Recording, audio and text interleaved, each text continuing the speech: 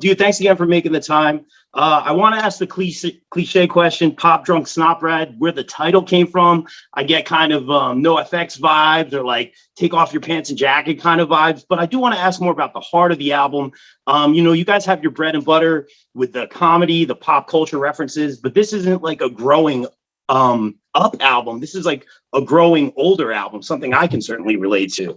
Tell us a little bit about that philosophy, man. Yeah, well, Pop Punk Snot Bread, first of all, is just a take on Pop Drunk Snot Bread is just our take on Pop Punk's Not Dead. And so, and it's funny because I just thought it would register instantly with everybody, but it's kind of fun that, well, I actually kind of like that people have had that aha moment with it, that it's like, okay, why didn't I? But and it's kind of cool because it sort of just clicks later. But I would say not necessarily growing older, but more just reflective. There's a lot of reflection in this because this album was born out of quarantine. I mean, we had no intentions of doing a record. Our plan was continue down the singles, just right down the singles alley. Single with a video, try to do it 4 to 6 times a year and just go, and that way there's just constantly something going on. But, we found ourselves locked away and canceling shows and not being able to hang out. We're hanging out on Facebook Live and that's really was the whole drive was just, man, what could we possibly do to be able to hang out with each other for a while? Well, we can do a COVID test and go do an album. So let's just do that. So, that's what we did. We took a tour bus up to the Poconos and locked ourselves away in a Airbnb and with a studio a mile away and did an album. And so it was written for that. So I think a lot of the reflectionary lyrics and again, not necessarily. It is sort of a growing older record, obviously, with Getting Old Sucks, but it's really also just like a sort of looking back and going, look what we did and what we're still doing. Yeah, I love it. The best we can. That's my favorite one. Like you said, like a lot of reflection, a lot of things I can certainly relate to in the music business as well, man. I got to bring this up. Big wrestling fan over here. Alexa Bliss, that song had no right being so good, dude. You put the worlds of wrestling and music together, which is my world. Absolutely loved it. First of all, I was saying, I hope these guys play her out to the ring during WrestleMania. Obviously, we had that COVID year and the lockdown, man. Is that something you ever think about? And tell us about that song. Yeah, man. It was in talks, man. It was going to happen. And it shut it down. But, really, I got to be friends with her through just a fluke. My oldest son, when he was younger, got into wrestling for a little while, and I was taking him to the matches, and out she comes, and I was like, I sort of knew, I didn't really know, I don't really keep up much with wrestling, obviously, so I was pretty out of touch, and out she walks, and I said, I think that girl likes my band, and he was like, no, and I was like, yeah, here's some photos of her in a Bowling for Soup t-shirt. Long story short, he's like, send her a message. And I did, and we got to be friends. And but the thing is like, I when I listen to all the music, from wrestling, it's all just, it's great, but it's all sort of Midwestern cock rock. And I was just like, why wouldn't there be like a pop punk, element to this? Because there's so much pop punk that people who do like wrestling, and also that's her thing. That's what she likes, And so I didn't really write the song to be her walkout song. I more just wrote it as this tribute to her of, like, here's this just really cool, badass wrestling chick who loves pop punk, And and I sent it to her on her birthday, and and she absolutely loved it. And so, like I said, it's on a completely separate universe. What's crazy is, she ends up marrying Ryan Cabrera, who I've known since he's a kid. That he used to open up for Bowling for Soup when he was in a band called Rubik's Groove. So I've known him forever and ever. So seeing those two get together and starting a life has been really, really cool. Yeah, man, it's awesome. And again, the music video, I mean, speaks for itself. It's really, really good, man. Shameless promo. We got to talk for the back for the Attack Tour. This is probably going to be one of the most fun shows. I'm not just saying that because you're here. We got to see you guys at Warped Tour. You're coming to Starland Ballroom. Shameless promo, June 25th. Guys, get your tickets here in Jersey.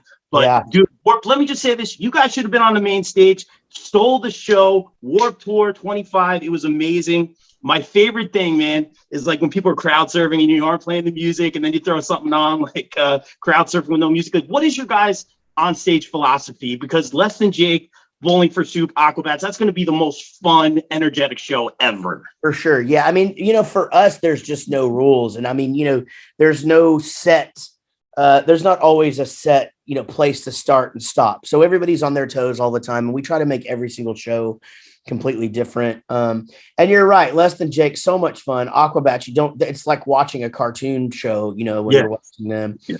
And, we haven't played Starland in quite some time. So it's one of my favorite venues of all time. So I can't wait for that. And, really bring in just a really, really, that's the thing is just, I feel like we've all just been, everything's been so serious and, we're all dealing with our own mental health things and all of these just crazy realities in life, through the last few years. So why not put the most fun tour ever, together? And that's what we did. It was, us and Less Than Jake have been working on it for a while, and I'm glad the Aquabats could jump on. Yeah, man, it's really exciting. And conversely, I'm sorry I missed it. You guys, I think we're just at the Wonder Bar over here in Asbury. Yeah. What's that acoustic tour been like? And I think you guys are going over to the UK and do something with that as well. Yeah, that acoustic tour was amazing. That was a huge show. I mean, when you play New Jersey and a guy from Bon Jovi comes to your show, it's that's kind of like one of those wow, moments. But yeah. David Bryan came out and hung out for a while. Acoustic tour went great. Actually had to be cut short because Rob became a dad. And but luckily we got the Jersey show in. And that we just got back from the UK actually 3 days ago as a full band. Now we're going back and, you're like, why would you guys go and then, go again? It's like, we're still trying to fit in all the rescheduled things that we did that didn't happen during COVID. So Rob and I heading back over there acoustic here shortly, and then a couple of weeks later, starting the Back for the Attack tour that'll take us through, at least us and Less Than Jake will take us through the entire summer. Yeah, that's epic, man. Oh, I'm stoked for that. I'm going to try to get out to Starland. I can't wait for that, man. I got to say this, man. You guys have been doing so much. You have these great tours and you guys have this longevity, man. I've been playing in the local music scene for a long time, man, and it's not easy, man. You guys consistently putting out stuff, even through the pandemic, no less. How are you guys able to do that, and how has the writing process changed during that time? Really, the writing process is changed quite a bit in that because of technology. I mean, you used to have, I would write in the back of the van, literally back of the van, and have to write out things so that, so that I can remember what I was playing and all of that into playing into a mini disc recorder. And then, finally, when GarageBand came out, playing into a computer. And now, in my studio, I can make a demo as I'm writing the song that sounds like an album, and so really that's kind of the writing process these days. And so it's the big difference is that we used to get together and rehearse the songs. And now the guys really don't often hear the songs until we're in the studio actually doing it. And sometimes on the day, like, hey, here's what we're doing today, and then they do their parts and all of that. So, but yeah, longevity wise, I mean, I think that just comes from, first of all, an insanely loyal fan base. And when I say insanely loyal, I mean insanely loyal. Like every single we just took Lit on tour, the rock band Lit, and those dudes have been around and had a hit, in several hits in the late '90s, and still killing it. And even you get a band like that who we were fans before we were friends, and they're like, "You have the best fans in the entire world. Like, we want to play to your fans every single day," and we just are always like, yeah, I know. I mean, it's crazy. So that's a big part of the longevity. And the other thing is just that we still genuinely like each other. I mean, look at the new record.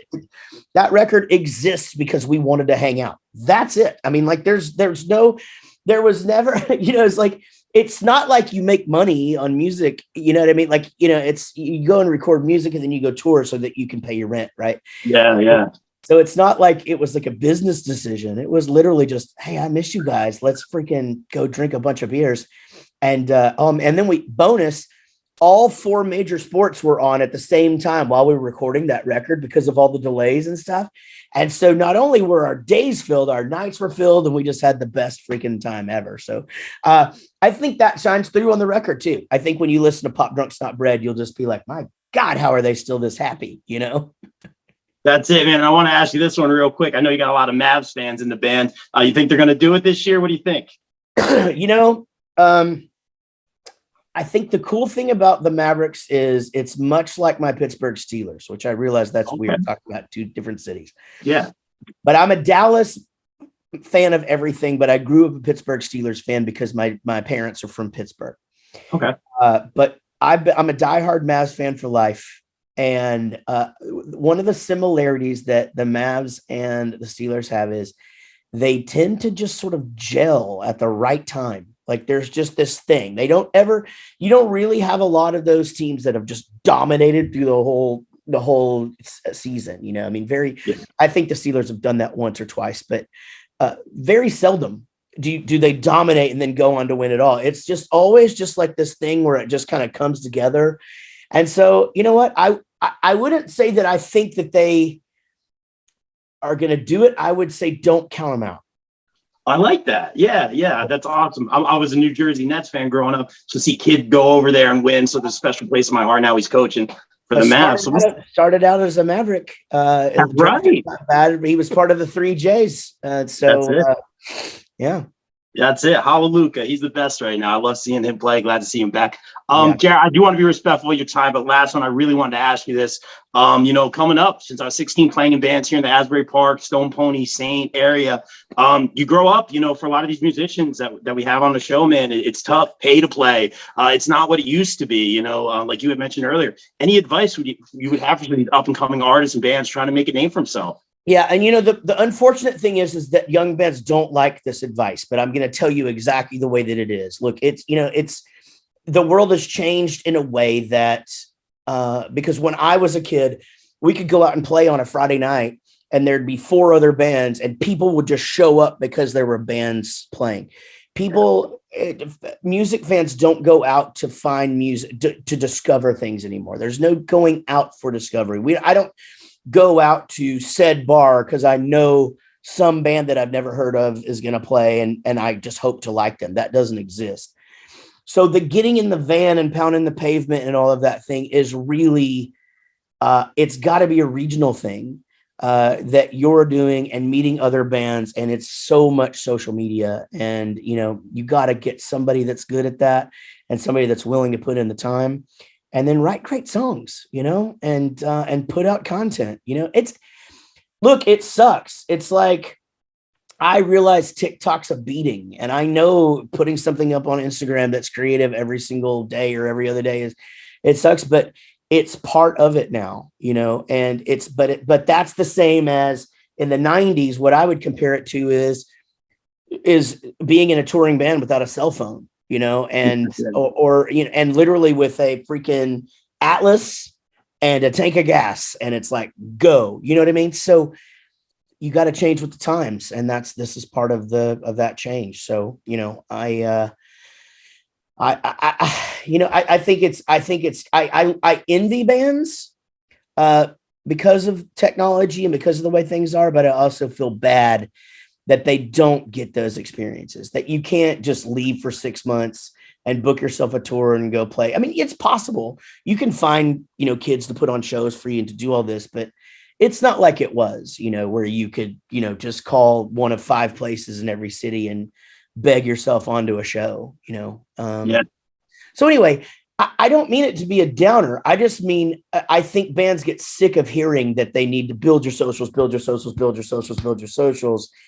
Unfortunately, you need to build your socials. Yeah, that's it, man. Jaret, dude, this was one of my favorite interviews. Thanks for taking the time, man. Hope to see you over at Starland. Love the album and continue success moving forward, man. Thanks so much for your time, bro. Well, if you make it to the Starland, please, by all means, say hello. And I look forward to seeing everybody in Jersey. And, I think I should be the new singer for Bon Jovi. There it is. You heard it here. I'm here for it. Appreciate it, bro. Stay safe out there. All right.